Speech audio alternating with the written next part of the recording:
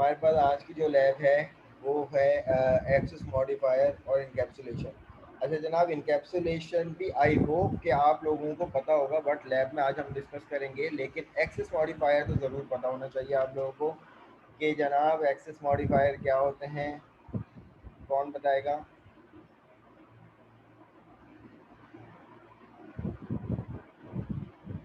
What is access modifiers? कितने किस्म के होते हैं, कितने किस्म के होते हैं?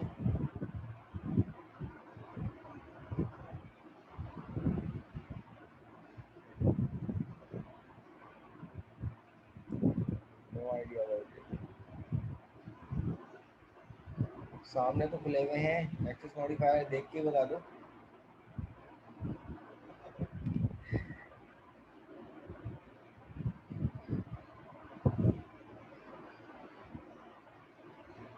चलो फिर स्टार्ट करते हैं। लैब नंबर 8 जनाब हमारे पास है इनकैप्सुलेशन का कॉन्सेप्ट, जो कि ऑब्जेक्ट ओरिएंटेड प्रोग्रामिंग की अप्रोच है।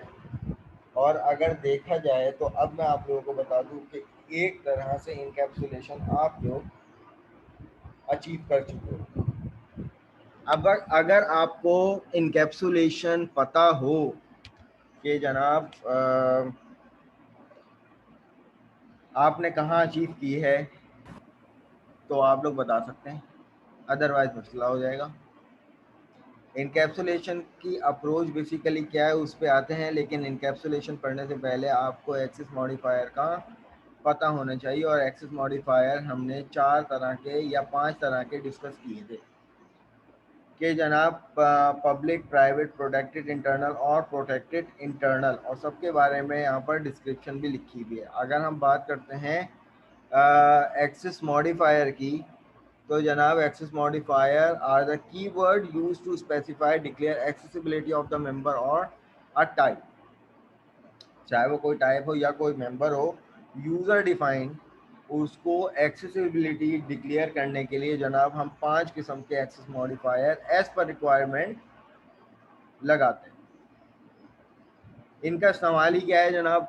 Access modifier are the integral part of object oriented programming, they support the concept of encapsulation. देखें जनाब, यहाँ पर इन्होंने कहा कि इनकैप्सुलेशन की जो अप्रोच है ऑब्जेक्ट ओरिएंटेड प्रोग्रामिंग में, उसको अचीव किया जाता है by using access modifier which promote the idea of hiding functionality. और जो कि हमारे पास एक कॉन्सेप्ट, इनकैप्सुलेशन को हम लोग कहते हैं डेटा बाइंडिंग बेसिकली कहते हैं, ठीक है। डेटा बाइंडिंग का इसको नाम देते हैं। अब बाइंडिंग का मतलब क्या है, इनकैप्सुलेशन का इटसेल्फ मतलब क्या है, तो इसको पहले रियल वर्ल्ड सिनेरियो में पकड़ेंगे, देन उसके बाद अपने कोडिंग पे आएंगे। Access modifier allow you to define who does and doesn't have the access to certain feature। अब जनाब एक्सेस मॉडिफायर जो है वो इसलिए इस्तेमाल किया जाता है ताकि हम अपने फीचर्स को एक्सेस कर सकें या किसी को एक्सेस दे सकें या ना दे सकें। ये 5 किस्म के एक्सेस मॉडिफायर बताए हुए। पब्लिक, पब्लिक का मतलब है no restriction in accessing public member. There is no restriction का मतलब कि जनाब असेंबली टू असेंबली भी इसमें कोई रिस्ट्रिक्शन नहीं है। क्या मैं यहाँ पर इसको ये कह सकता हूँ देयर इज नो रिस्ट्रिक्शन, यानी इंटरनल को? जी सर कह सकते हैं, देयर ये इज तो नो असेंबली के अंदर रिस्ट्रिक्शन। काम करता है ना। क्या मैं इसके लिए ये वाला नहीं सर, आई वर्ड गेस यूज इसमें कर सकता हूँ? रिस्ट्रिक्शंस है ना, रिस्ट्रिक्शन है, तो इसमें रिस्ट्रिक्शंस है ना। एक रिस्ट्रिक्शन है, और वो भी अल्हम्दुलिल्लाह आप लोगों को पता है कि असेंबली की रिस्ट्रिक्शन है, कि अपनी असेंबली एक्सक्यूज में मी तो सर, कहीं भी कोई रिस्ट्रिक्शन नहीं है। जनाब पूछिए, कुछ पूछ रहे हैं? सर आज वाइवा नहीं होगा क्या?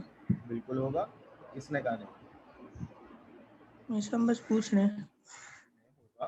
तो ये ना फिर 10 लाइट में बजे और जो डेटा आप पे यूज़ कर रहे हैं। 10 बजे जो आपका ब्रेक होगा ना, उसके बाद जब ब्रेक, यानी मैं अपना टॉपिक कवर करके आपको 15 मिनट का ब्रेक दे दूंगा, अपना जब तक रिव्यू कर लिएगा, उसके बाद स्ट्रेट वाइवा, ठीक है? जी सर। तो इंटरनल में जनाब रिस्ट्रिक्शन थी, कौन सी रिपीट रिस्ट्रिक्शन करते थी? हैं सर। मैं दोबारा रिपीट कर देता हूँ। Yes, कि sir. Please. पब्लिक में एक सेंटेंस लिखा हुआ है there is no restriction on accessing public member. क्या हम ये वाला जुमला इंटरनल के लिए इस्तेमाल कर सकते हैं? नहीं कर सकते।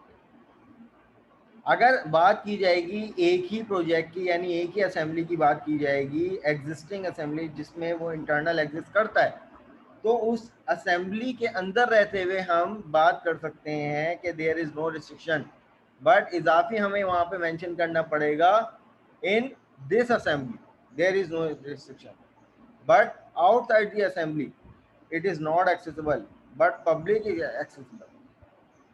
तो अगर आपको याद हो तो हमने एक प्रोजेक्ट क्लास लाइब्रेरी का बनाया था और उसमें पब्लिक और इंटरनल को वाज़ेह तौर पर डिस्कस किया था कि जनाब उस क्लास लाइब्रेरी की जो क्लास 1 थी बाय डिफ़ॉल्ट, अगर वो पब्लिक थी तो वो कंसोल पे भी एक्सेसिबल थी।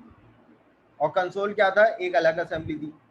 क्लास लाइब्रेरी एक अलग असेंबली थी। क्लास लाइब्रेरी की जो क्लास थी क्लास 1, उसको हमने कंसोल पे इम्प्लीमेंट किया था। कब? जब वो पब्लिक थी। जब हमने उस पर इंटरनल की कीवर्ड लगाया या कोई भी कीवर्ड अगर क्लास में नहीं लगाते तो वो बाय डिफॉल्ट क्या होता है? इंटरनल। Yes, sir. Internal होता है सही है। बिल्कुल. ये वाइवा का मेरा क्वेश्चन है, ध्यान में रखिएगा। ये मैं पूछूंगा, आप किससे पूछूंगा नहीं पता मुझे। सही है। तो ये डिफरेंस बेसिकली आप लोग अपने ध्यान में रखिएगा। प्रोटेक्टेड और प्राइवेट में क्या डिफरेंस था भाई?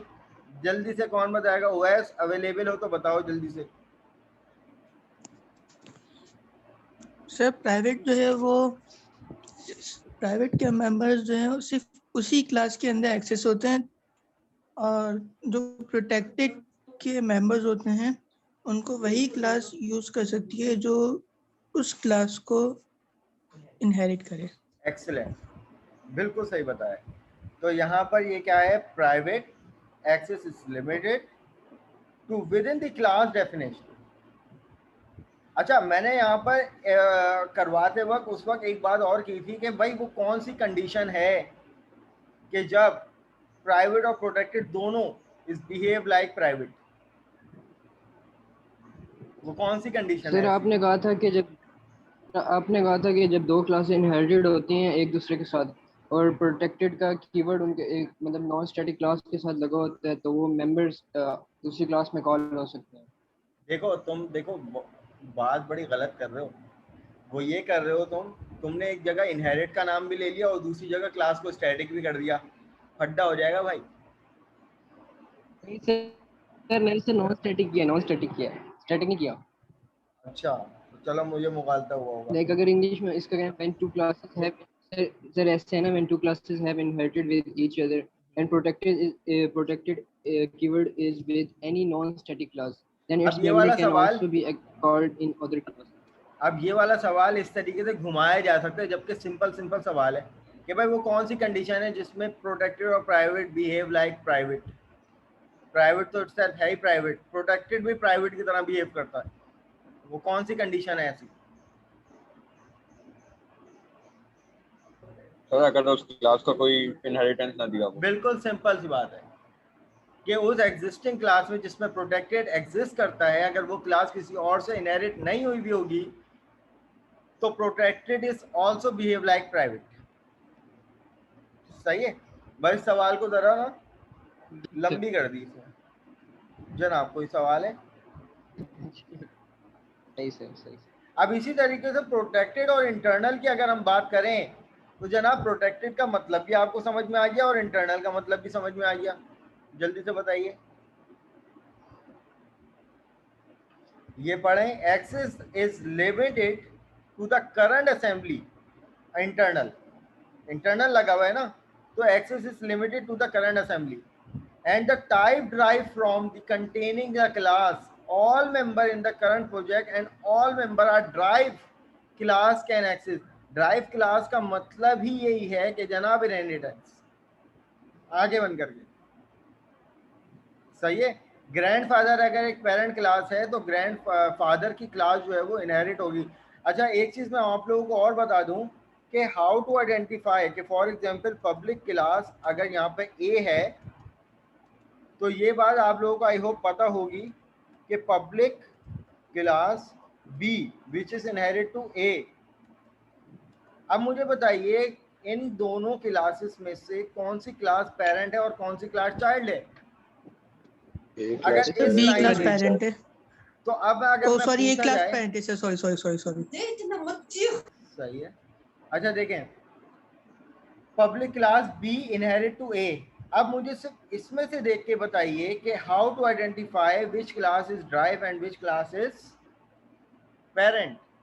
अगर मैं यहाँ से इसको फॉर एग्जाम्पल इसको हटा दूं तो how to identify this line.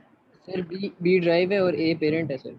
सही है, तो कॉलम से पहले वाली जो क्लास होती है जनाब वो ड्राइव होती है, जिसको चाइल्ड क्लास कहते हैं, जिसको सब क्लास कहते हैं। और जो पेरेंट क्लास होती है उसको हम लोग पेरेंट क्लास भी कहते हैं, सुपर क्लास भी कहते हैं और बेस क्लास भी कहते हैं। ये 3 नाम है, ठीक है। तो आप लोगों से कुछ भी पूछा जा सकता है। इनहेरिटेंस नहीं पूछूंगा क्योंकि इनहेरिटेंस की अभी लैब नहीं है, लेकिन एटलीस्ट बातों बातों में जिक्र उसका हो गया है, राइट। बस पता होनी चाहिए आप लोगों को चीजें। प्रोटेक्टेड इंटरनल का मतलब access is limited to current assembly and type derived from the containing class and type derived from the containing class. Derived का कीवर्ड आ गया क्योंकि प्रोटेक्टेड लिखा हुआ है, और प्रोटेक्टेड हमेशा तब चलेगा जब आपकी इनहेरिटेंस होगी, वरना वो इसका कॉन्सेप्ट होगा। Like yes sir. कोई कुछ कह रहा है जी सर, मैं बता रहा हूँ कि इनहेरिटेंस का कॉन्सेप्ट होगा तो ये जी, प्रोटेक्टेड चलेगा। सही है ना। तो अगर लेकिन चलेगा सर कब? आपने मुझे वो वाली बात जो बताई है कि इनहेरिटेंस के अंदर ए और बी के अंदर से कौन सा पेरेंट होगा, वो आपकी बात कट गई थी, वो दोबारा रिपीट कर सुन दें। लें। देखें, ए क्लास है, बी क्लास जो है वो इससे ड्राइव हो रही है, ये तो हमें पता है। लेकिन हाउ टू आइडेंटिफाई, अगर आपके पास सिर्फ यही वाली लाइन लिखी होगी तो कॉलन से पहले वाली, ये वाला जो कॉलन है इनहेरिटेंस से पहले वाली, यानी लेफ्ट हैंड साइड वाली जो क्लास है, मेरे लेफ्ट हैंड साइड वाली तो वो ड्राइव क्लास है, जिसको चाइल्ड क्लास कहते हैं, जिसको सब क्लास कहते हैं। और जो पेरेंट के कॉलन के बाद वाली है वो सुपर क्लास है, पेरेंट क्लास है, या तो कॉलन से पहले वाली क्लास जो होती है जनाब वो चाइल्ड क्लास होती है, और कॉलन के बाद वाली क्लास जो होती है वो पेरेंट क्लास होती है, ठीक है।